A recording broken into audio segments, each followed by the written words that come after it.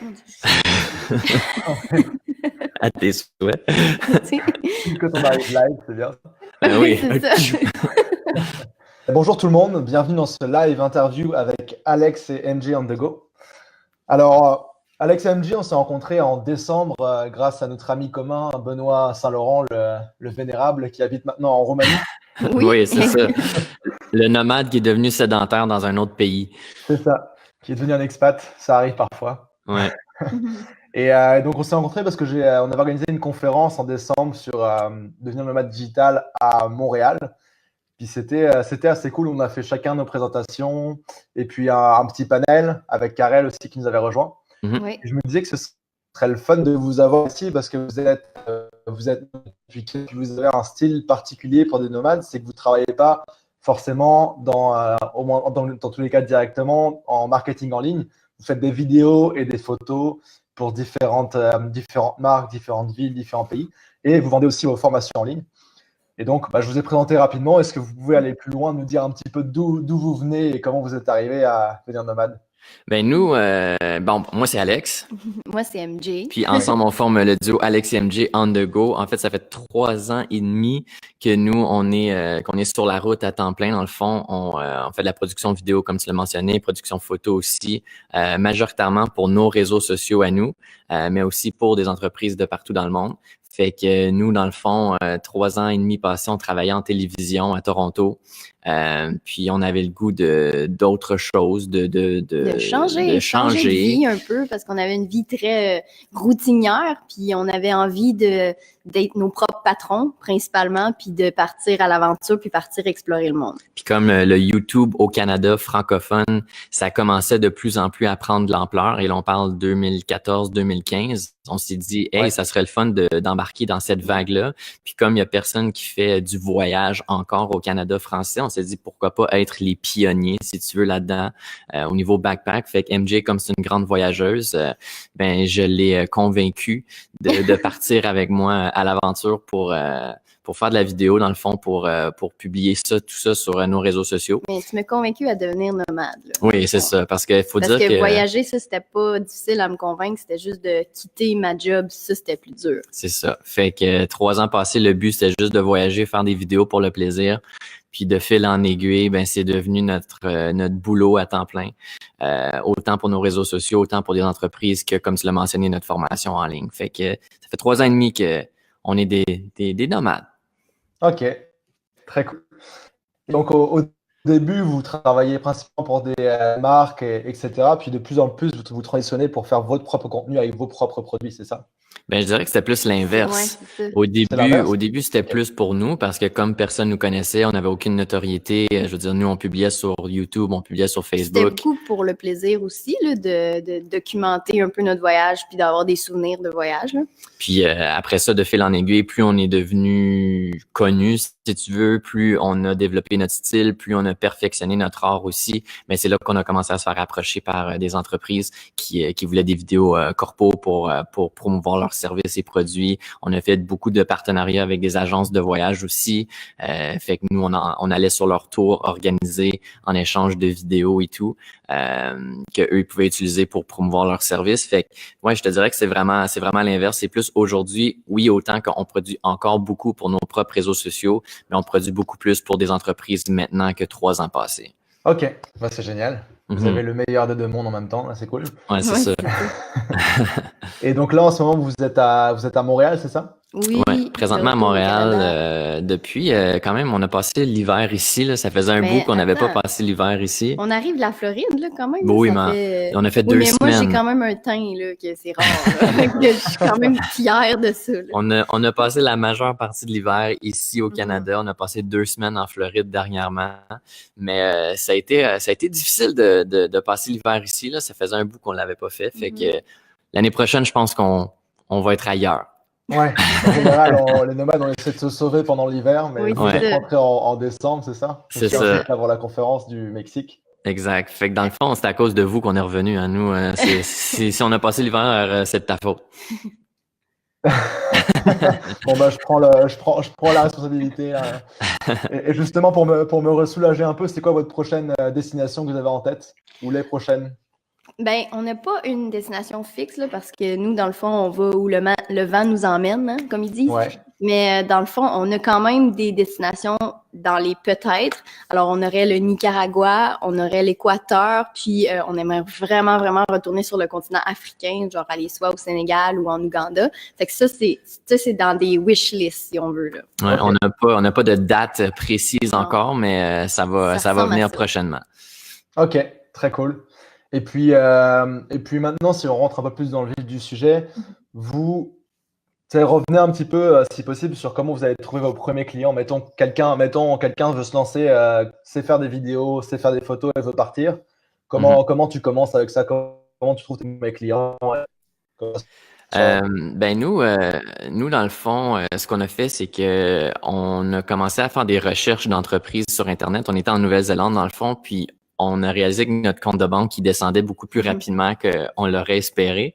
Ça faisait peut-être 2-3 mois qu'on était là-bas, puis on s'est dit, si on travaille pas ou si on trouve pas un moyen de gagner des sous, il va falloir qu'on s'arrête puis qu'on travaille un peu. Puis nous, ça ne nous tentait pas vraiment de faire ça. On voulait continuer à voyager puis produire du contenu pour nos réseaux sociaux. Fait qu'on s'est dit, peut-être qu'il y aurait une agence de voyage organisée qui pourrait bénéficier de nos services. Fait qu'on pourrait faire un échange de services où nous, on leur produit du contenu vidéo, on leur fait de la promo dans nos productions. Puis eux, en échange, ils nous hébergent, ils nous nourrissent, ils nous déplacent, si tu veux, dans leur voyage organisé. Fait qu'on a fait une recherche rapide sur Google des différentes agences de voyage qu'il y avait là-bas. On est allé dans des entreprises locales aussi, là, pas des grosses... Pas des G-Adventures, Ouais, pas des c'est ça, là. Contiki, mais vraiment des entreprises locales du pays. Puis on a trouvé une, ça n'a pas pris de temps, qui s'appelle le Flying Kiwi. Puis dans le fond, on leur a envoyé un courriel, on leur a envoyé une vidéo qu'on avait produite dans les dernières semaines. Puis on leur a dit, voici ce qu'on peut faire, voici ce qu'on vous propose. Est-ce que vous aimeriez ça qu'on fasse un échange de services? Puis ça n'a pas été long. Après quelques jours, ils nous ont répondu que oui. Dans le fond, eux, ce qu'ils nous avaient proposé, c'était pas un échange de services à 100%. Dans le fond, nous, il a quand même fallu qu'on débourse à peu près 20% du coût total du voyage. Fait que ça nous revenait genre à 200$ chaque au lieu de genre 1500, qui était quand même un bon deal. Puis on s'est dit, tu sais quoi, on va accepter cette offre-là parce que ça va nous permettre d'avoir un pied dans la porte. Ça va nous permettre d'avoir une première vidéo plus corpo à notre actif qu'on peut ajouter dans notre portfolio. Puis ensuite, on pourra prendre cette vidéo-là, puis ensuite l'envoyer à d'autres agences à travers le monde qui pourraient bénéficier de nos services aussi. Fait que c'est ça qu'on a fait. Le tour, c'était pas long, c'était 8 jours. Puis on leur a produit une vidéo promotionnelle, dans le fond, pour leur agence. Puis ils ont vraiment, vraiment adoré, tellement qu'ils nous ont référé à une compagnie en Afrique avec qui on a eu la chance de faire un voyage gratuit de 30 jours. Fait que c'était 1 mois, puis c'était 100% gratuit cette fois-là. C'était comme un voyage de quoi, 2500$ par personne. Ouais. C'était vraiment pas un voyage donné, là. C'était quand même très, très dispendieux. Puis on a eu la chance de faire ça gratuitement. Fait que moi, le conseil que je dis, c'est communique avec des entreprises, offre un service free to fee que j'appelle. Alors, tu offres tes services gratuitement, puis éventuellement dans le but que tu puisses te faire payer par d'autres agences en utilisant ces vidéos-là, ces photos-là comme dans ton portfolio, dans le fond. Puis moi, j'ai un autre conseil là, parce qu'au préalable, avant même de partir en voyage, on est allé piger dans nos contacts. Alors, si vous avez des contacts que vous pouvez offrir vos services ou quoi que ce soit, nous, on avait un ami qui était producteur à la chaîne de TV où on travaillait. Alors, on est allé le voir puis on a offert nos services comme quoi disant on pourrait produire des vidéos, seriez-vous intéressé à acheter du contenu? Et il avait dit oui à cette époque-là. Fait que dans le fond, on est allé chercher dans nos contacts puis on a eu aussi un petit emploi qui nous ramenait un contrat qui nous ramenait quand même un salaire décent pour nous aider à survivre à tout ça, là. Okay. C'est vraiment, faut pas attendre que les entreprises ils te contactent, surtout pas dans le monde de la vidéo, de la photo. Il y a tellement de compétition, il y a tellement de gens qui font ça qu'il faut vraiment que ça soit toi qui, au début, tu hustles, si tu veux, puis que tu contactes les entreprises en premier pour créer un nom.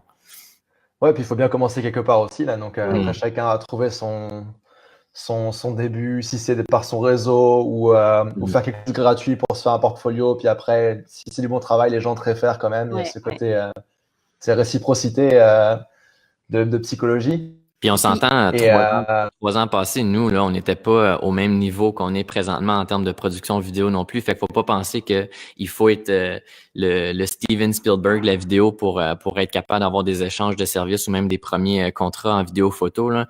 Il suffit de faire quelque chose de moyennement de qualité, puis ensuite de faire les premiers pas, puis tu peux avoir des contrats assez facilement. Mais j'aimerais rajouter aussi qu'il faut que tu prennes chaque projet, même si c'est gratuit, comme si c'était vraiment quelque chose qui valait beaucoup. Il faut que tu t'investisses beaucoup parce que c'est ça qui va t'amener vers d'autres choses qui vont vraiment valoir l'argent en retour. Ouais, c'est sûr. Puis ça montre aussi ton professionnalisme. Exactement. Et c'est ça. Ce qui est super important. Bah ouais. Et vous, si on parle de vos inspirations, parce que je sais que quand on commence, on s'inspire de différentes personnes pour trouver son style, copier différentes choses, etc. Avant de vraiment trouver son propre style, vous, ce serait quoi vos influences en photo et vidéo? Ben nous, au début, là, si on parle de 3 ans et demi passés, nous, on s'inspirait beaucoup de Casey Neistat, là. Comme probablement tous les vlogueurs, là. Un classique dans le domaine du vlog, parce que nous, c'était vraiment ça, c'était des vlogs de voyage. Puis même si Casey faisait pas des vlogs de voyage, ben il faisait des vlogs, puis c'était vraiment la vedette du web à cette époque-là. Il était dans le temps où il faisait vraiment ses vidéos à tous les jours et puis il est vraiment devenu connu grâce à ça. Fait ouais, au niveau du vlog, c'était Casey. C'était vraiment ça. Ouais. Puis photo, avec le temps, c'est sûr que Peter McKinnon, il est rentré dans le portrait aussi. Me suis moins inspiré de lui, mais j'aimais quand même son style. Mais sinon, en termes de voyage, on s'est jamais vraiment inspiré de personnes dans le domaine du voyage, vraiment. Non, c'est ça, parce qu'il y en avait pas tellement non plus à l'époque, puis encore aujourd'hui, il n'y en a pas non plus énormément. On parle du Canada français, là, encore. Oui, c'est comme plate comme réponse, mais on n'a pas tant on est unique, nous, Ambroise. On est unique. Ça. On s'inspire de nous-mêmes. Non, mais même au début, je dirais que notre style était quand même très, très similaire à celui de Casey. Puis je pense que c'est un peu normal quand tu commences, là. Oui, c'est de l'inspiration, mais tu n'as tellement aucun modèle que tu rentres vraiment dans le moule de ce créateur-là. Puis ça nous a pris quand même une bonne année, là, je dirais, avant de sortir de ce moule-là puis créer quelque chose qui était vraiment unique à nous-mêmes. Fait que c'est normal au début, là, ça fait partie du processus de création. Ouais, c'est sûr. Et puis, on parlait de Casey Neistat qui, d'ailleurs, est venu à Montréal l'année dernière. J'avais eu l'occasion de le voir parler, là. Assez impressionnant comme gars. Ouais. Et on parlait de son daily vlog. Donc, vous avez un petit peu adopté ça aussi récemment, là. C'est quelque chose que vous avez lancé au début de l'année. C'est un projet de fou. On en parlait, en fait, quand on est parti en premier tour du monde. Je me souviens qu'Alex, il disait, on pourrait faire du daily vlog. Puis moi, j'ai dit, non, catégorique, je veux pas faire ça. Voyons, ça marchera pas. Puis, anyway, à l'époque, on n'avait pas l'expérience. On avait de l'expérience en télé, mais de produire comme ça, on n'avait pas l'expérience. Puis finalement, on a eu plusieurs contrats qui nous ont donné l'expérience, puis notre niveau de travail s'est vraiment amélioré. Puis là, on est arrivé à un point où on est dans l'année 3, 4, 3? Ben, on est dans l'année 3. Ouais, c'est ça. Fait que là, on est comme rendu dans notre année 3, mais on est comme, OK, what's next? Puis on s'est dit, je pense qu'on est rendu à un stade où on a produit beaucoup, on est devenu comme vraiment une équipe vraiment solide, puis on avait besoin d'un défi supplémentaire. Puis on dirait que c'est bien beau là, voyager puis tout, mais dans la vie, on a besoin d'un but. Puis on trouvait que c'était trop comme, on savait pas trop où s'enligner, fait qu'on s'est dit parfait. Aujourd'hui, cette année, on se donne un but, le but de produire une vidéo par jour. Je pense qu'on est rendu là, puis je pense qu'on est capable d'atteindre ce défi-là. Mais c'est pas facile. C'est pas facile. Pas facile. On est rendu à quoi? Jour 86, 87, ben, tu sais, on est en avril, là, ça va jusqu'à décembre, là, ça donne une idée, là. C'est ça. Fait que c'est un gros challenge, mais dans le fond, c'est que ça va nous permettre, tu sais, peu importe ce que tu fais dans la vie, il faut que tu te challenges parce que ça te donne un but, ça te donne un objectif, puis après ça, tu as des réussites, puis c'est super gratifiant, puis je pense que je vais tellement être heureuse là, en janvier, puis je veux vraiment réussir ce défi-là, puis je pense que c'est ça, c'est important d'avoir un but dans la vie. Là. Mais des fois, il est rendu genre 6 heures le soir, puis on est comme shit, qu'est-ce qu'on fait pour demain, là, genre on n'a pas tourné encore, fait que comme des fois c'est vraiment de dernière minute, ça arrive très souvent qu'on termine nos montages à 2 heures du matin, genre juste pour être capable de la mettre en ligne le lendemain matin, fait. Puis aussi dans la vie là, plus que tu fais des choses, le meilleur tu deviens. Puis, comme on peut toujours s'améliorer dans n'importe quelle sphère. Fait que de faire un défi comme ça, mais c'est de s'améliorer au niveau du travail d'équipe, de s'améliorer au niveau de la production, de s'améliorer au niveau du storytelling. Fait qu'il y a plein de sphères qui c'est juste gratifiant de faire ce défi-là. Là. Ouais. C'est sûr. Puis il y a aussi des idées tous les jours pour de nouvelles vidéos. Et puis il y a aussi le côté montage vidéo rapide et puis efficace, là, parce qu'il n'y a pas le temps de faire des petits effets de style partout, là, comme on voudrait. Ouais, on va être ça à coche, là. Ouais. Tous les raccourcis, là, ça y va, j'imagine.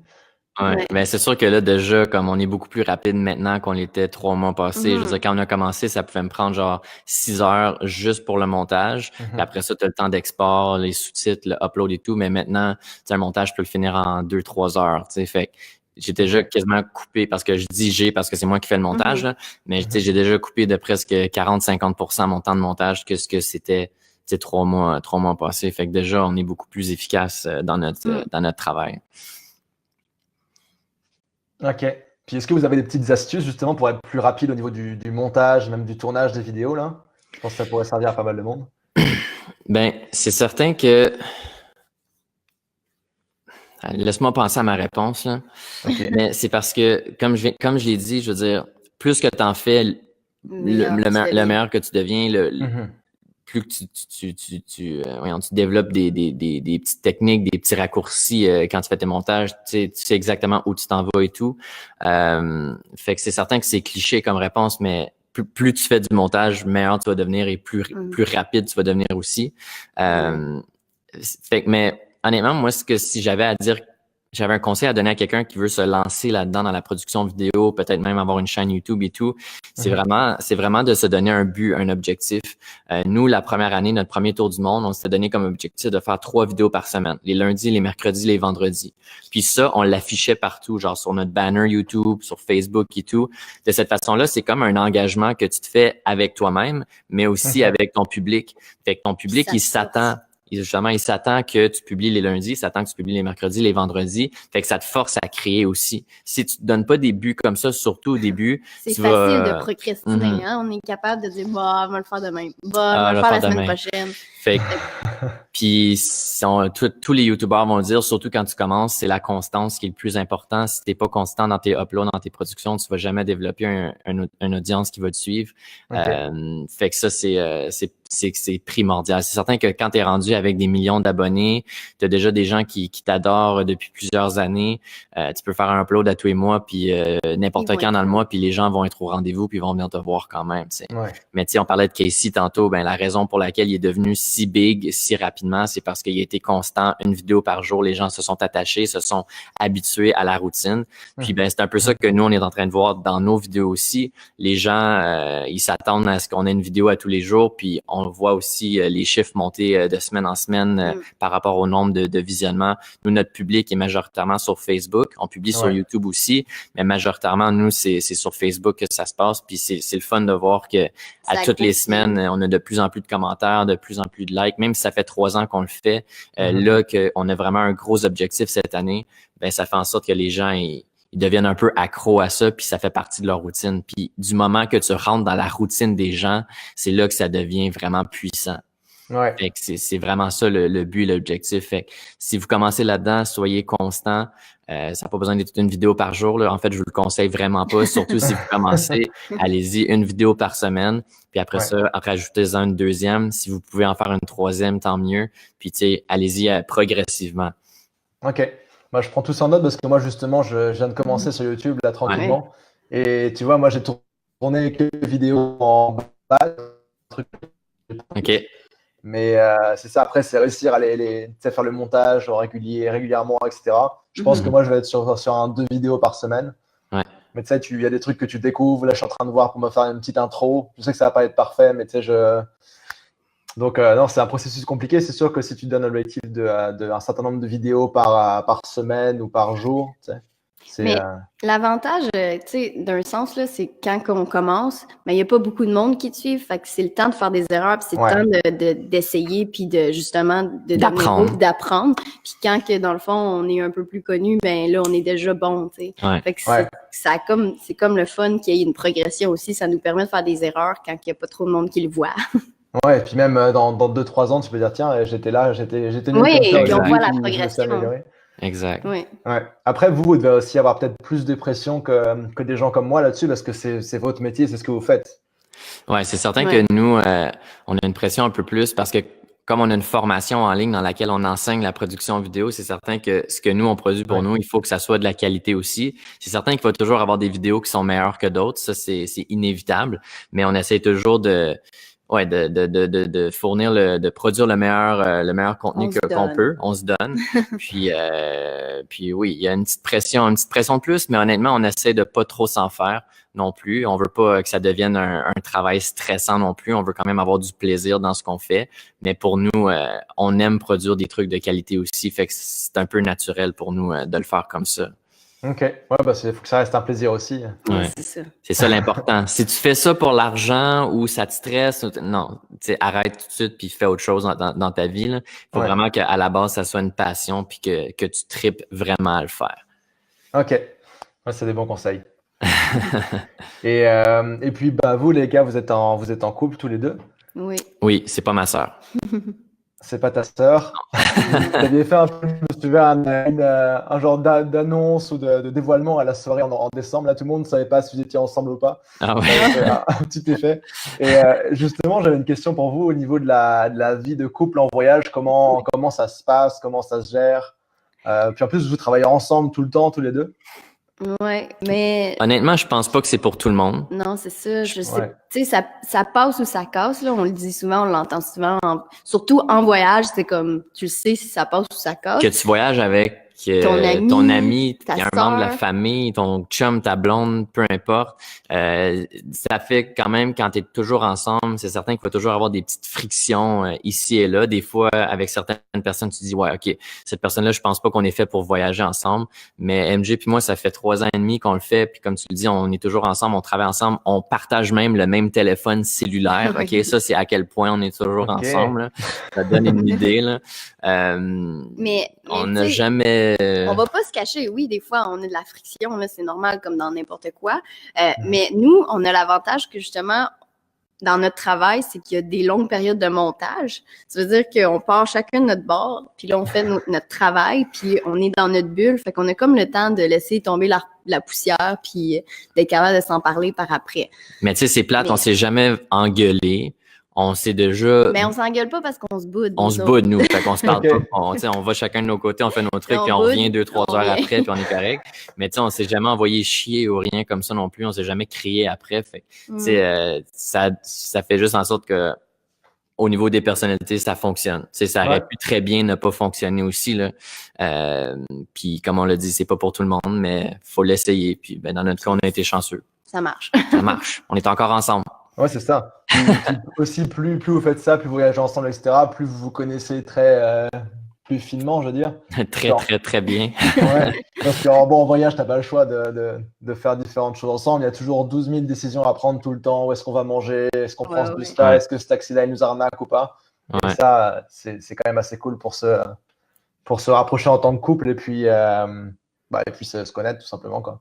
Ouais, c'est ça. Puis ben, je pense honnêtement, même si on était un couple, disons qu'on était un couple, mais que moi j'étais le seul à voyager puis faire de la vidéo, puis que MJ a resté ici à Montréal à travailler ou autre, tu sais, ça fonctionnerait pas là. Fait qu'on c'est comme un travail que t'as pas le choix d'être en couple avec la personne avec qui tu travailles. Sinon, t'es parti pendant trop longtemps, puis le style de vie est trop différent. Fait que c'est soit que c'est ça, tu le fais ensemble ou tu le fais pas du tout, selon moi, ou tu le fais seul, là, sinon. T'sais. Ouais.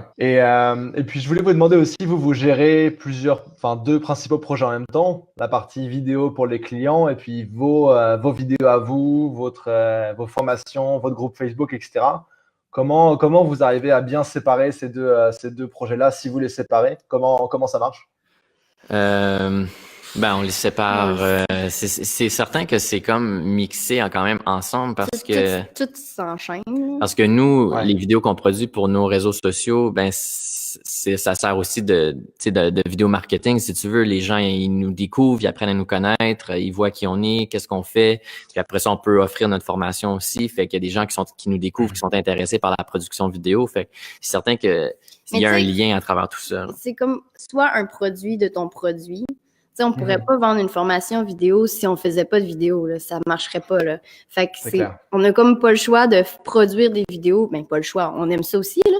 Mais, tu sais, on produit des vidéos, puis puis on gagne l'expérience tout le temps, là. On s'entend, là. Fait que, puis après ça, on vend notre produit aussi. Fait on est un produit de notre produit. Exact. Puis nous, dans le fond, tu sais, la formation, on essaie d'y consacrer autant de temps à toutes les semaines. On produit du nouveau contenu aussi pour la formation. Fait qu'en plus des vidéos qu'on produit pour nos réseaux sociaux, ben il y a aussi toutes les vidéos qu'on produit pour la formation que la majeure partie des gens voient pas. Juste vraiment les gens qui sont membres de notre formation qui voient aussi. Fait que nous, par semaine, on produit environ 9 à 10 vidéos pour ces deux projets-là, si tu veux. Fait que il y en a aussi beaucoup plus que ce qu'on démontre au public général. OK. Ouais. On est occupé, tu sais. On va pas se cacher, là, on fait des 12-14 heures par jour, 7 jours semaine. Ouais. Fait que c'est des très, très, très longues journées. Mais le 8 janvier 2020, lorsque notre projet 365 va être terminé, on va prendre des vraies vacances, là, une semaine ou deux, là, essayer de se déconnecter, puis juste profiter. Puis relaxer. Mais je crois que c'est normal aussi, là. Tu sais, on essaye de bâtir une business, une entreprise, puis c'est un peu, faut que tu sois dédié. Puis ça, c'est une chose que j'ai appris, là, en étant nomade, puis en étant travailleur autonome, là, il faut que tu travailles, là. Si tu travailles pas, t'avanceras pas, là. C'est pas les gens qui vont venir te chercher. Fait que c'est comme quelque chose qu'il faut que tu saches que ça va arriver, là. Puis c'est ça. Fait qu'on est dans notre période, on travaille fort, puis c'est ça que c'est, là. Ok, bah c'est super. En tout cas, moi, je vous vois tout le temps sur Facebook. Là, vos vidéos, elles ont quand même pas mal de vues sur Facebook. Ouais, on essaie. C'est certain que sur Facebook, avec l'algorithme, tu sais, des fois, Facebook, il décide de pas montrer tes vidéos. Des fois, il décide de les montrer. Fait que c'est certain que les chiffres, ils fluctuent énormément, mais ça fait partie de la game aussi. Nous, tant ce longtemps que on a toujours des gens qui nous écrivent, puis qui nous posent des questions, puis qui réagissent à notre contenu, nous, c'est ça qui nous fait plaisir. C'est de voir la rétroaction des gens après plusieurs heures de travail. Ouais, puis même si Facebook vous boude, vous êtes toujours sur YouTube pour le long terme. Ouais, c'est ça, exact. Et d'ailleurs, vous faites deux versions différentes, c'est ça? Ouais, pour la majeure partie des vidéos, on fait une version en 16:9, fait que rectangulaire pour YouTube, une version carrée pour Facebook et Instagram, mais des fois, selon la vidéo, on peut pas faire une vidéo carrée parce que de la manière qu'on est cadré ou des trucs comme ça fonctionne juste pas. Fait qu'on la laisse en 16:9, mais majoritairement, on essaie de faire deux versions, une Facebook puis une pour YouTube. Ok. Ouais, on se rajoute de la job pour le fun, nous autres. Ouais, vous aimez ça. On aime ça. Ok, on approche de la fin de l'interview. J'avais juste quelques petites questions rapides à vous poser pour que tout le monde vous connaisse plus, un peu flash, ouais. Donc, c'est quoi votre pays préféré de nomade, en tant que nomade? Tanzanie. Ouais, Tanzanie. Ouais, pour faire des safaris principalement. Ouais. C'est vraiment malade. Ok. Et pour travailler et tout ça, c'était... Bali, on a vraiment aimé. L'Indonésie, là, dans le fond, c'était vraiment top. Ça, je suis d'accord. Est-ce que vous avez un hack de voyage, une petite astuce comme ça que vous utilisez? Un petit hack voyage. Tu sais, nous, ça rentre un peu dans les articles peut-être inusités qu'on apporte avec nous, mais on utilise toujours un sac de compression pour notre linge sale. Ouais. Fait qu'on compresse notre linge sale, fait que ça prend moins de place dans le sac. Puis bien évidemment, on mélange pas le linge propre avec le linge sale. OK. Et vous avez aussi des sacs pour le linge propre, j'imagine? Notre linge propre est dans notre sac à dos, dans le fond. OK. D'accord. Ouais. Moi, j'utilise des sacs de compression pour le linge propre et le linge sale aussi. Mais je faisais ça avant, puis finalement, ça m'énervait de toujours avoir à tout défaire mon sac pour aller chercher mon morceau de vêtement. Fait que je préfère que le sac de compression soit pour le linge sale, qui, dans le fond, je ne vais jamais le réutiliser jusqu'à temps que je le fasse dans le lavage. Puis moi, je trouvais que mon linge propre dans un sac de compression était toujours fripé. Ouais. Il est tellement compressé qu'il devient frippé, mais bon. C'est un détail. Hein? Quand tu voyages, on s'en fout un peu. Là, mais... C'est ça. Moi, j'ai essayé différents trucs et finalement, avec une certaine taille, j'arrive à rouler mes affaires pour que ça passe. Là, mais c'est sûr que c'est toujours... Ce que j'aime, c'est que c'est... Bref, un sac de compression pour le linge juste donner ça. Ouais. Linge propre, linge sale, sac de compression. Il faut au moins en avoir un dans son sac à dos. Yes. Et puis, est-ce que vous auriez un accessoire insolite avec lequel vous voyagez? Une rallonge électrique. Jamais sans ma rallonge électrique. Parce que souvent, quand on travaille, des fois, la table est loin de la prise ou on a plusieurs trucs à brancher, comme des disques durs externes ou notre cellulaire et tout. Fait que ça va une rallonge électrique, ça te permet de brancher plusieurs trucs en même temps. Des fois, tu arrives dans un espace public où il y a à peu près 1 ou 2 prises, puis là, ben, t'es comme pris, mais au bout de la rallonge électrique, il y a aussi d'autres ports pour se brancher, fait que ça te permet de pouvoir te brancher aussi. Ouais. Fait que c'est vraiment, honnêtement, c'est vraiment, vraiment pratique. Puis au départ, quand j'ai commencé à voyager, c'était pas quelque chose que je pensais. Puis finalement, je voyage plus jamais, ça me rallonge. Là, on parle pas d'un gros rouleau, là. Non. Tu te rallonges de, mettons, 6 pieds ou je sais pas trop quoi, là, à peu près, là, puis ça fait le truc, puis ça prend pas de place dans son sac. Ouais. Ça va faire 2 mètres en mètres. Ouais, vous, les Français, en mètres. Et ouais, justement, j'avais parlé à quelqu'un, je sais plus exactement qui c'est, mais qui me disait que c'était un super moyen de se faire des amis aussi quand tu es nomade. Oui. Mettons que tu as juste une prise ou qu'elle est loin, tu sais, toi, tu as ta rallonge, ça engage la discussion. C'est un bon icebreaker, brise-glace. Oui, c'est clair. Et je peux-tu utiliser ta rallonge? Ça peut, tu peux créer des relations amoureuses avec ça. C'est ça. C'est le hack ultime de voyage. C'est électrique. Ça marche. Bah, écoutez, je voulais vous demander aussi, peut-être dernière question, parler un petit peu, on peut vous retrouver en ligne, Ouais, tout en ça ligne. pour votre chaîne YouTube, Facebook, votre formation, etc. Facebook, Instagram, YouTube, c'est Alex et MJ on the go. Dans le fond, c'est pareil sur toutes les plateformes. On a un groupe aussi Facebook, trucs de pro pour vidéos et photos de voyage, dans lequel on donne des conseils, des trucs pour ceux et celles qui veulent améliorer leurs skills en photo vidéo. Puis ben après ça, si jamais vous voulez en apprendre davantage sur la production vidéo, ben on a notre formation Filmmakers on the go. Mais tout ça, c'est relié à notre groupe Facebook aussi, fait que c'est facile à trouver. Ok, ça marche. Puis je vous taguerai dans le live ou en commentaire, là, comme ça vous pourrez mettre tous les liens C'est bon. qui vont bien. Ça marche. Merci beaucoup, guys. Et puis, on se voit bientôt. À bientôt. Je vais sûrement faire un truc de nomade à Montréal bientôt, là, avant ou après mon départ au Mexique. Bon, ben, on va sûrement se croiser là.